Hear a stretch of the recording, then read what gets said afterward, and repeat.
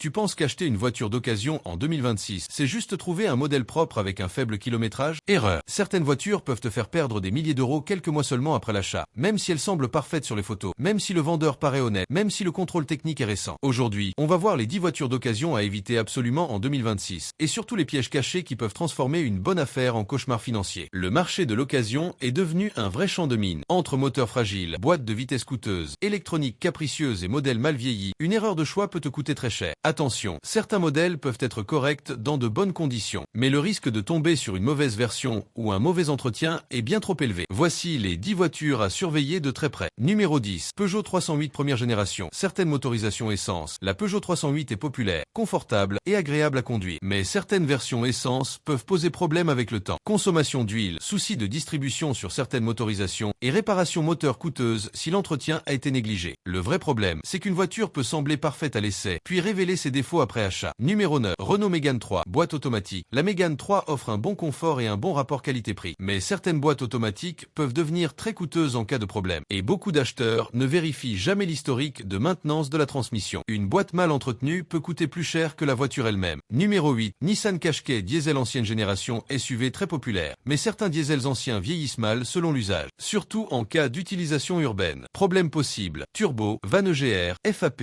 embrayage. Le piège classique. Acheter un diesel sans connaître son utilisation précédente. Numéro 7. BMW d'occasion mal entretenue. Une BMW pas chère peut sembler être une excellente affaire. Mais le coût d'entretien reste celui d'une voiture premium. Sans historique sérieux, les risques sont élevés. Refroidissement, électronique, pièces coûteuses. Une BMW mal suivie peut vite devenir un gouffre financier. Numéro 6. Volkswagen. Certains moteurs TSI, TDI. Volkswagen a une bonne réputation, mais certaines générations de moteurs ont connu des problèmes connus. Consommation d'huile, distribution et systèmes anti-pollution peuvent poser problème selon les versions. Le logo ne suffit pas. Il faut vérifier la motorisation exacte. Numéro 5. Ford avec boîte PowerShift. Certaines Ford équipées de la boîte PowerShift peuvent présenter des comportements problématiques. À-coups, vibrations, passage de rapport irrégulier. Une boîte automatique défaillante peut coûter très cher à réparer. Numéro 4. Citroën moteur PureTech mal entretenu. Le moteur PureTech a été largement diffusé, mais certains cas de problèmes liés à la courroie de distribution et à l'entretien ont été signalés. Le point clé reste l'entretien. Huile, intervalle, suivi précis. Sans ça, les risques augmentent fortement. Numéro 3. Les vieux diesels utilisés uniquement en ville, ce n'est pas un modèle précis, mais un usage. Un diesel utilisé uniquement en ville s'encrasse rapidement. FAP,